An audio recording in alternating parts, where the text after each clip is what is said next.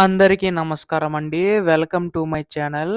తెలంగాణ రాష్ట్ర వ్యాప్తంగా ఉన్న ఆసరా పెన్షన్‌దారులందరికీ కూడా మనకి ఈ యొక్క పెన్షన్ పెంచేందుకు ఎప్పుడెప్పుడు రాష్ట్ర ప్రభుత్వం అయితే అమలు చేస్తుందని చెప్పి చాలామంది పెన్షన్‌దారులైతే ఎదురు చూస్తున్నారు. సో, దీనికి సంబంధించి గాను రాష్ట్ర ప్రభుత్వం అయితే కీలక నిర్ణయం అయితే జారీ చేశారనమాట. సో, దానికి సంబంధించి అప్డేట్ ఏంటి? మనకి ప్రస్తుతం ఈ యొక్క పెన్షన్ సంబంధించి గాను ఎప్పుడు పెంచబోతుంది రాష్ట్ర ప్రభుత్వం అన్న దానిపై ఈ వీడియోలో పూర్తి సమాచారం అంతా కూడా తెలుసుకుందామండి. సో, రాష్ట్రంలో ఉన్న పెన్షన్‌దారులందరూ కూడా ఆ వీడియోనైతే పూర్తిగా చివరి వరకు అయితే చూడండి. అంతకంటే ముందు చాలామంది వీడియోనైతే చూస్తున్నారు గానీ, సబ్స్క్రైబ్ అయితే చేసుకోవడం లేదు. మీరు గనక సబ్స్క్రైబ్ చేసుకుంటే, నేను పెట్టే ప్రతి చిన్న లేటెస్ట్ అప్డేట్ కూడా మీరు ఎప్పటికప్పుడు మిస్ కాకుండా తెలుసుకోగలుగుతారండి. అందుకోసం వెంటనే ఛానల్‌నైతే సబ్స్క్రైబ్ చేసుకోండి. అలాగే వీడియోకైతే లైక్ చేయండి. దీని ద్వారా మరికొంతమందికి సమాచారం అయితే అందుతుంది.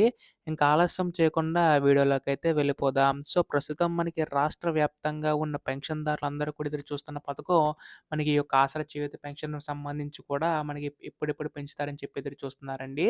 అయితే మనకి దాదాపుగా 43,00,000 మంది ఉన్న పెన్షన్‌దారులకైతే మనకి ఈ యొక్క పెన్షన్ పెంచేందుకైతే సిద్ధమవుతున్నట్టు తెలుస్తుందండి రాష్ట్ర ప్రభుత్వం అయితే.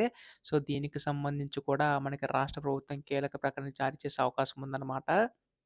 అయితే ఇక్కడ మనకి ముఖ్యంగా చూసుకున్నట్లయితే రాష్ట్ర ప్రభుత్వం కేవలం అర్హత కలిగిన వారికి మాత్రమే పెంచే అవకాశం ఉందండి.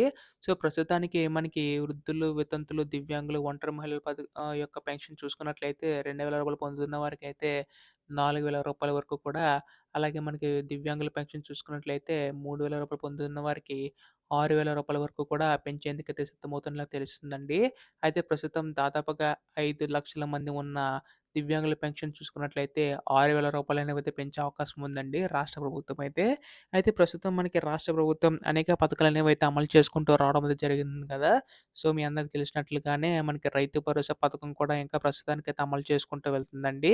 ఒకేసారి కాకుండా మనకి దశల వారీగా అంటే మనకి అన్ని జిల్లాలకి ఒకేసారి కాకుండా మనకి మండలంకో, గ్రామం చొప్పున నిధులనైతే విడుదల చేసుకుంటూ రావడం అనేది జరుగుతుందనమాట.